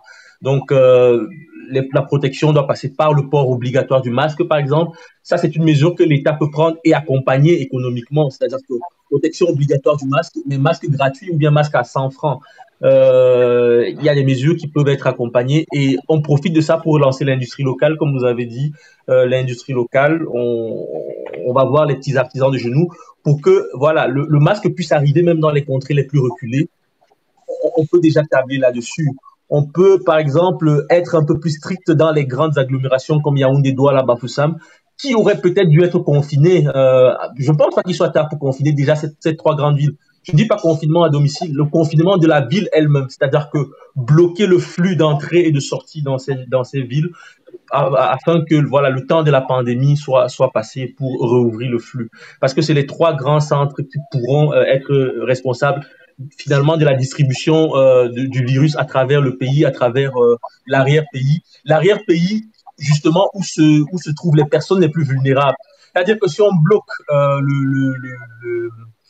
l'évolution dans les grandes villes, il y a de fortes chances qu'il n'y ait pas le taux de mortalité élevé chez les populations les plus fragiles, qui sont les personnes du troisième âge, qui se trouvent plutôt dans l'arrière-pays.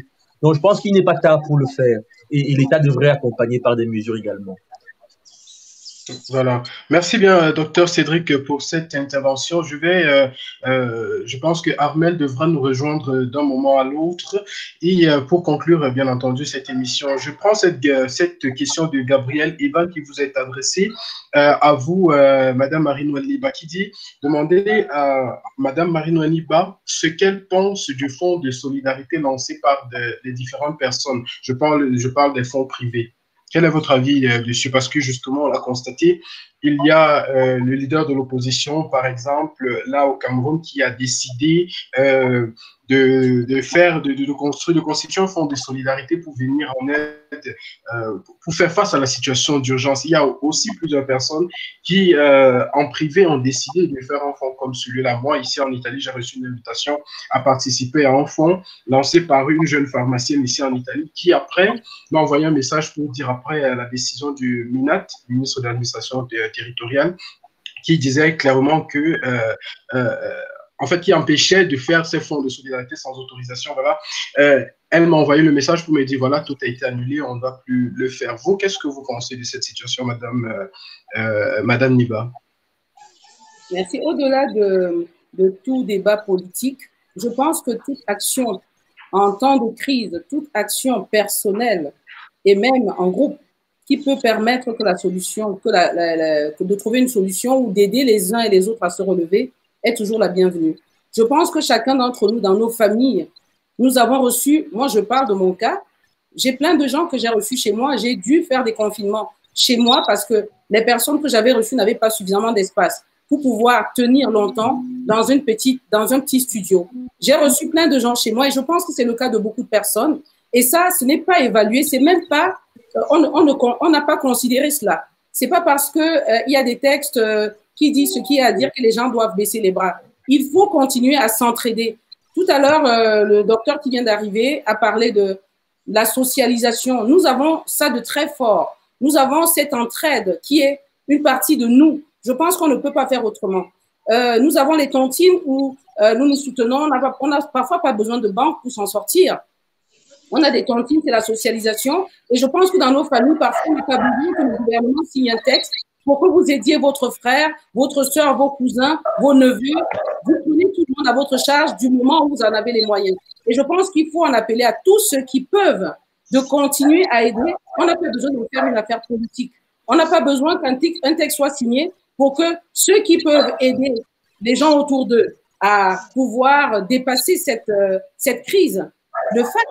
Chacun doit pouvoir le faire comme dans tous les pays développés. Nous avons la société civile qui pose souvent des actes très forts. C'est pas toujours le gouvernement seul qui peut faire des choses.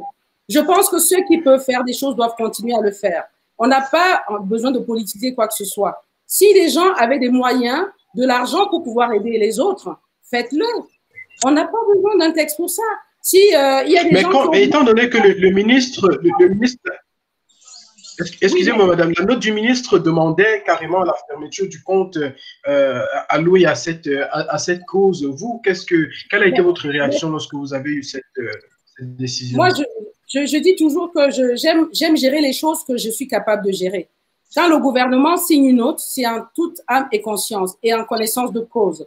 Mais je pense que ça ne doit pas annuler l'élan de solidarité qui a été constitué. Si le gouvernement a signé cette note, c'est pour une raison. Mais on ne doit pas s'arrêter là-dessus et dire nous n'allons plus aider parce que, voilà, je pense que s'il y avait eu des fonds qui avaient été déjà levés, ces fonds peuvent être, même au-delà de ce qui a été dit, qu'on trouve un autre moyen d'aider les populations, comme quelqu'un l'a dit tout à l'heure, pendant la crise dans le nord-ouest et le sud-ouest. Je connais plein de personnes qui se sont organisées, qui sont allées sur place, qui ont donné à manger, qui ont logé. Et aujourd'hui même, à Yaoundé, à Douala, vous avez plein de familles qui ont 15 ou 10 personnes chez eux, 10 à 15 personnes chez eux, qui sont des déplacés, qui viennent du nord-ouest. Ceux-là, on ne le comptabilise pas, mais c'est des efforts de la population pour aider les uns et les autres à s'en sortir. Et je pense que la solidarité, on n'a pas besoin d'une signature pour être solidaire. Il faut simplement que cette flamme qui nous anime lorsque nous voyons que l'un des nôtres est dans un problème, que nous puissions l'aider, que ceux qui sont plus forts puissent tenir la main de ceux qui sont plus faibles. Et je pense que si on part sur cette base-là, tous les textes ne peuvent pas nous empêcher de nous tenir la main, de nous tenir par la main et de nous en sortir.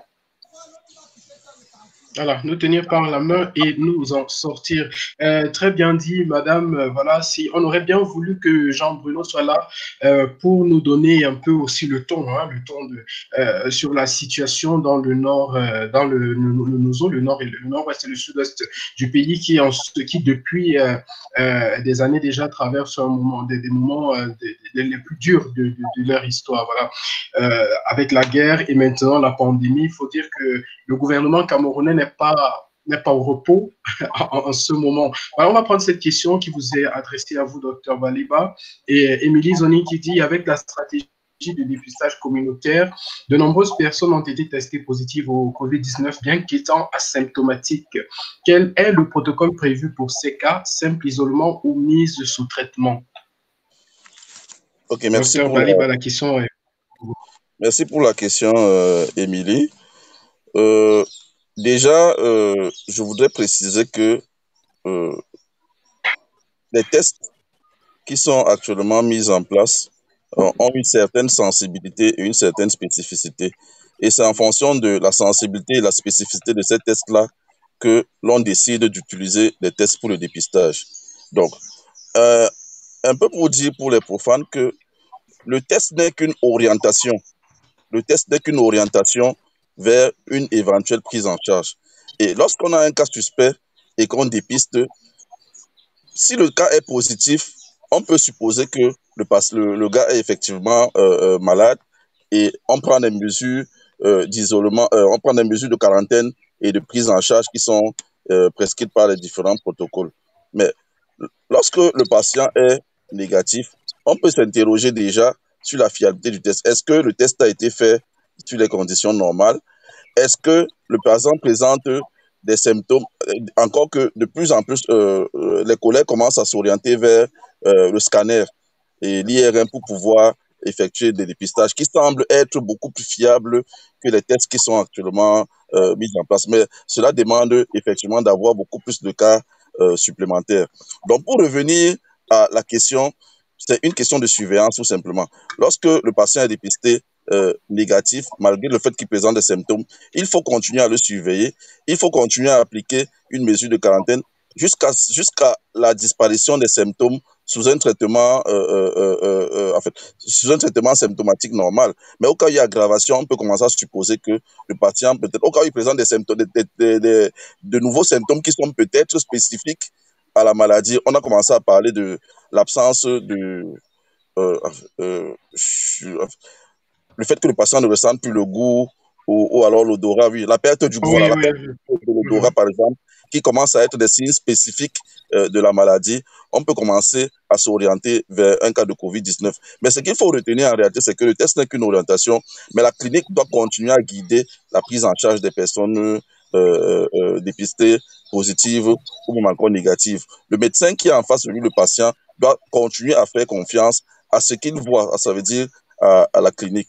Vraiment, la clinique nous a toujours sauvés dans nos contextes où nous n'avons pas les moyens de faire des dépistages coûteux. Et il faudrait que le médecin camerounais continue à faire confiance à sa clinique pour pouvoir dépister et prendre en charge les cas. Voilà, docteur, j'ai une question, elle est personnelle, elle est complètement personnelle. Étant donné qu'il y a des plantes au Cameroun qui aident à combattre les symptômes justement du Covid-19, on a des trucs traditionnels, des plantes pour baisser les températures, pour se soigner les céphalées et tout le reste. Est-ce que vous avez eu des cas où ces plantes ont été utilisées, l'artémisia par exemple, qui est utilisée dans le cadre de la lutte contre le paludisme? Personnellement, non. Personnellement, non. On estime que les plantes, par exemple, la quinine, puisqu'il y a des formes de quinine en Écosse qu'on retrouve dans nos forêts, on estime que ces plantes peuvent effectivement traiter. Mais vous savez, la médecine est une science. Et une science qui est basée sur l'observation. Ça veut dire, il faut observer pas un cas, pas deux cas, pas 10 cas, peut-être une vingtaine, une trentaine. Il faut observer une cohorte de cas qui guérissent sous une certaine température pour pouvoir estimer que le traitement qu'on leur attribue est effectivement bon. Et cela demande beaucoup de moyens et beaucoup de temps. Moyens que malheureusement nous n'avons pas à notre disposition. Et je pense que cette crise est une opportunité. Cette pandémie est une opportunité pour nous, les pays africains en général et le Cameroun en particulier, de pouvoir véritablement se pencher sur la pathologie traditionnelle, je veux dire la pharmacopée traditionnelle, et de commencer à faire des études vraiment sérieuses sur ce que nous avons dans nos forêts. Parce que personnellement, je suis convaincu que nous avons dans nos forêts suffisamment de plantes pour pouvoir guérir beaucoup de maladies. Nous devons nous rapprocher de nos praticiens et nous devons transformer ce qu'ils ont, cette connaissance empirique qu'ils ont, en connaissance scientifique pour pouvoir guérir la maladie. On parle de la médecine chinoise comme médecine de référence parce qu'ils n'ont pas abandonné cet aspect-là. Malheureusement, nous, avec la colonisation et le reste, nous avons abandonné cette pratique-là qui pourtant est essentielle pour la suivi de nos populations. Donc, et il faut dire que plusieurs chercheurs, plusieurs principes actifs sont pris naturellement chez nous et synthétisés ailleurs. Et après, ça nous est revendu. Alors, on va prendre cette intervention de Didier Junior Betembel qui dit « C'est inutile de politiser le débat. Nous sommes face à une crise sanitaire mondiale. Si on veut passer notre temps à recenser ce qui ne fonctionne pas au Cameroun, il nous faudra une éternité. L'important est d'ailleurs... voilà, l'important est ailleurs. Nous sommes face à une menace réelle qui n'épargne personne et ce n'est pas une intervention du président qui fera ce que certaines prennent la menace au sérieux. Respectons seulement les règles. Il y a Lydie Laure qui dit l'approche de Madame Niba est très intéressante pour ce qui est du fonds de solidarité. Tenons-nous par la main afin de sauver des vies. Voilà. Il y a Émilie Zoni qui dit merci au docteur Baleba. Je pense que Armel devrait apparaître à l'écran là d'un moment à l'autre parce on doit bientôt conclure cette émission. Armel, je vous laisse le soin de conclure votre émission. Allez-y. Je crois que maintenant vous nous écoutez. Je pense pouvoir l'écouter. Dans tous les cas, moi je t'écoute depuis il y a longtemps, Banidol. Bonsoir à toi, Banidol. Voilà. Bonsoir à Marie-Noël. Bonsoir à Marie-Noël. Voilà, merci d'avoir le monde de ton temps cet après-midi. Hein. Bonsoir au docteur. Bonsoir au docteur Aubin et bonsoir Cédric Djoukoué. Donc, voilà, le plaisir et l'honneur est le nôtre de vous recevoir ce jour. Donc, en fait, je vais rebondir un peu avec Marie-Noël. Je t'ai suivi très bien tout à l'heure en évoquant justement les mesures prises par le gouvernement. Il faut préciser qu'il y a des mesures qui n'ont pas été prises pour ces personnes qui devraient gagner leur vie entre 18 h du soir et 6 h du matin. Donc, est-ce qu'en temps de crise, il n'était pas question de trouver aussi des solutions urgentes, Marie-Noël? Oui, je suis d'accord qu'il faut trouver des solutions urgentes, mais il faut laisser le temps de trouver les solutions. Je crois que tout le monde a été surpris par ce qui s'est passé. Il n'y a pas eu comme une préparation au confinement. S'il y avait une préparation au confinement, on pouvait se dire les choses n'ont pas été faites. Mais tout à l'heure, j'ai relevé une chose. Comment connaître les personnes qui ne travaillent que la nuit? Est-ce que nous avons ici un recensement des personnes qui ne travaillent que la nuit? Est-ce que la sécurité sociale des uns et des autres nous permettent, par exemple, de savoir qui fait quoi? On peut savoir qui est fonctionnaire, on peut savoir ceux qui travaillent dans l'entreprise. Mais ceux qui travaillent dans le système informel, on ne les connaît pas vraiment. Parce qu'on ne pouvait pas dire telle personne, la dame qui fait le poisson au carrefour, vous la connaissez. Si on décide même de mettre un fonds, il va falloir faire le tour des rues pour commencer à savoir telle personne fait du poisson. Et vous verrez qu'il y en aura qui vont commencer à faire du poisson à ce moment-là. Donc, c'est un peu difficile. Mais ça ne m'empêche pas, je reviens quand même là-dessus pour dire peut-être que ça devrait nous faire nous remettre en question. Est-ce que nous connaissons vraiment qui sont les Camerounais qui travaillent la nuit? Est-ce que nous connaissons vraiment? Nous avons un répertoire des personnes qui ont des activités dans le secteur informel. Il faudrait peut-être qu'on puisse trouver un moyen comme ailleurs, ne serait-ce que par la sécurité sociale, ne serait-ce que par le paiement des impôts, qu'on ait leur contact et qu'on puisse les joindre à tout moment. Parce que quand il y a crise, quand il y a urgence, il faut pouvoir toucher tout le monde. Et je sais que c'est ce qui se fait un peu dans les pays développés. Vous n'avez pas besoin qu'on se remette sur la place du marché pour qu'on dise, oui, telle dame vendait du macabo, telle autre vendait du plantain. Non, on vous contacte pendant que vous êtes chez vous parce qu'on demande que les gens soient confinés. C'est pour ça que j'ai parlé tout à l'heure d'une remise à question et que les mesures qui nous permettent de vivre à distance les uns des autres puissent enfin être étudiées vraiment pour que demain, si cette situation continue, si on veut, par exemple, aider la dame qui faisait son poisson au Carrefour, on n'a pas besoin de passer en communiqué à la radio pour dire toutes les femmes qui vendent le poisson au Carrefour devraient venir chercher quelque chose. Ce ne serait pas une bonne manière ou plutôt une manière pratique de pouvoir aider ces personnes. Mais c'est d'appeler la personne par téléphone ou bien lui envoyer un message pour lui dire on va vous virer tel montant ou alors vous êtes attendu pour recevoir tel montant parce que nous voulons vous aider à relancer une nouvelle activité parce que la situation ne veut plus que vous continuiez à faire du poisson. Je dis c'est difficile toujours les périodes de crise. Si je lis, on s'en remet un peu à ce qui s'est passé pendant les guerres mondiales. Nous savons qu'il y a eu beaucoup de gens qui ont eu des traversées de désert terribles. C'est pour ça que j'ai dit nous sommes en train de vivre une guerre mondiale. Et c'est des traversées de désert pour tout le monde. Il faudrait donc que les gens changent de fusil d'épaule.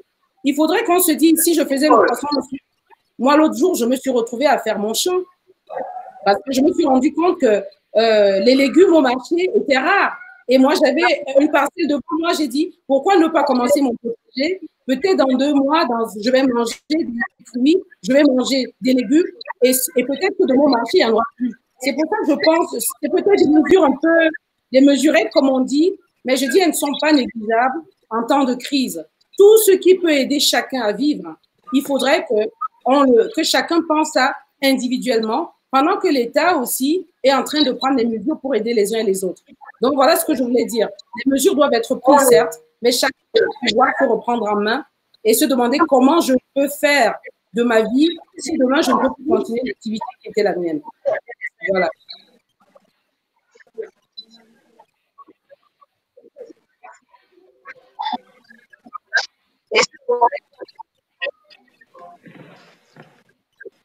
On dirait qu'on a un léger décalage avec Voilà, Armel. docteur Cédric Djoukoué, je vais vous poser une question. Est-ce que vous pensez qu'en ce temps de crise, est-ce que vous pensez que parmi les mesures gouvernementales qui ont été prises, il ne faudrait pas… J'ai des problèmes de son, j'entends pas très bien. J'ai pas suivi votre question. Vous m'entendez? J'entends maintenant. Est-ce que vous m'entendez, s'il vous plaît?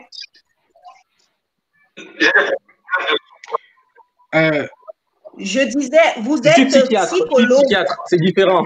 Voilà. Je disais, vous êtes psychologue. Est-ce que vous ne pensez pas… Ok, excusez-moi, vous êtes psychiatre. Oui. Je vous posais la question de savoir, est-ce qu'il n'est pas nécessaire, en ce temps de crise, de mettre parmi les mesures qui ont été prises par le gouvernement un suivi psychiatrique ou psychologique des citoyens camerounais? Écoutez, c'est compliqué dans le contexte camerounais. Il faut qu'on pense déjà à ce que les gens vont manger. Faut qu'on pense que les gens doivent boire de l'eau. Il faut qu'on pense que ils doivent préserver leur santé physique. Et ensuite, on verra. Je ne pense pas que le bien-être psychologique soit une urgence absolue. Maintenant, il y a des cas qui vont se présenter comme des urgences et même une très petite partie qui va se présenter comme des urgences absolues. En ce moment-là, ces personnes, devront se rapprocher de certains services psychologiques ou psychiatriques. Mais vraiment, je pense que la priorité doit être au manger, au boire, au strict vital, au strict minimum vital. Maintenant, pour ceux qui en ont les moyens, et qui seront confinés, c'est vrai que le confinement, ça provoque un certain nombre de choses du point de vue de la santé mentale qui méritent bien sûr consultation psychologique ou psychiatrique selon. Mais voilà, il faut qu'on reste sur l'essentiel qui est assurer, il faut que l'État ou bien les uns et les autres assurent le minimum vital, le manger, le boire et le préserver sa santé. Je pense que ce serait déjà très bien.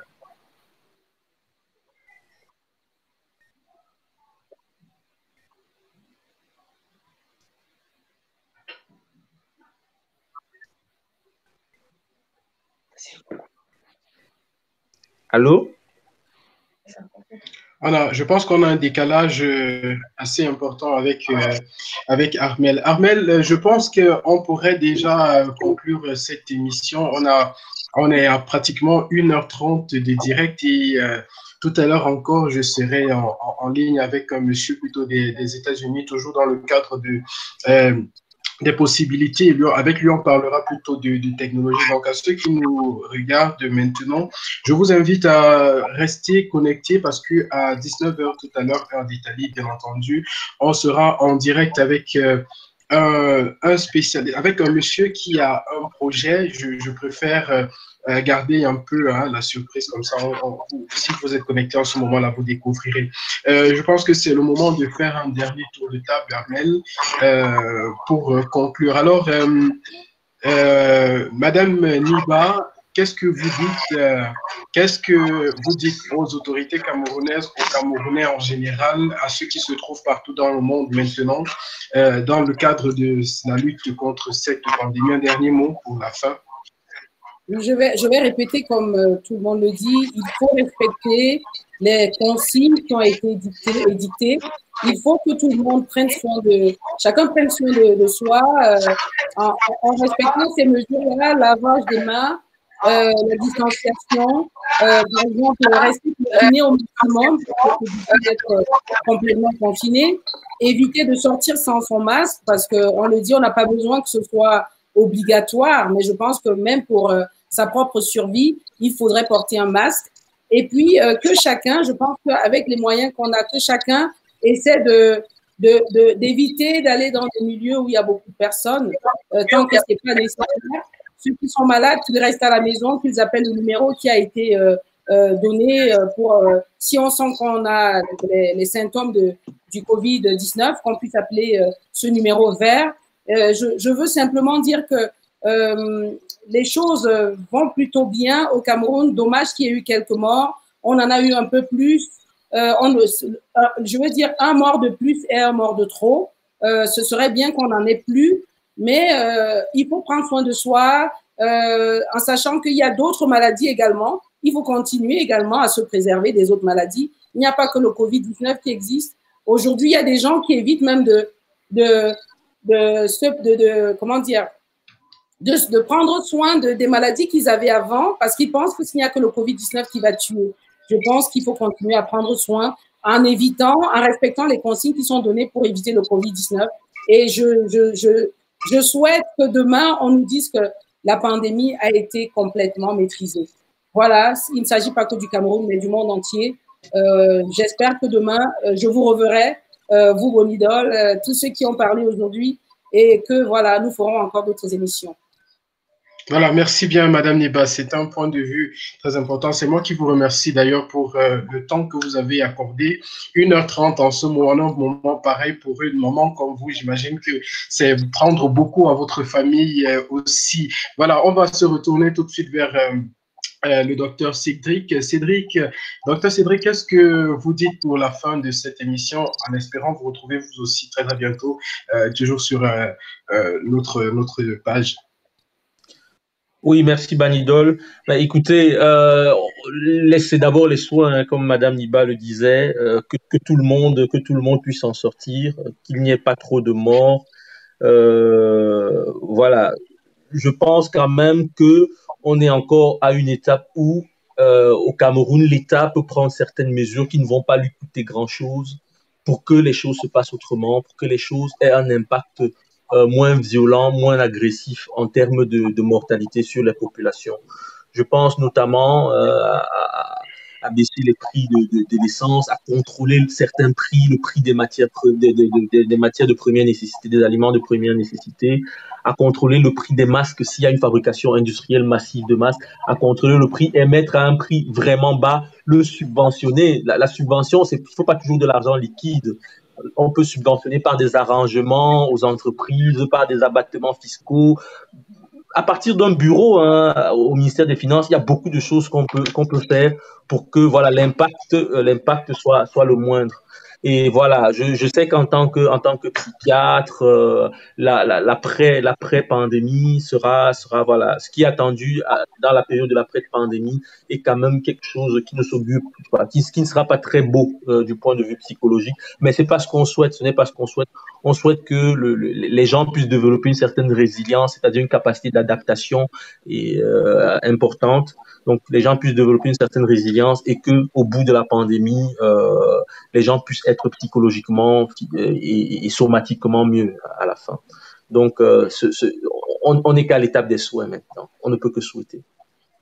Voilà, merci bien, docteur Cédric.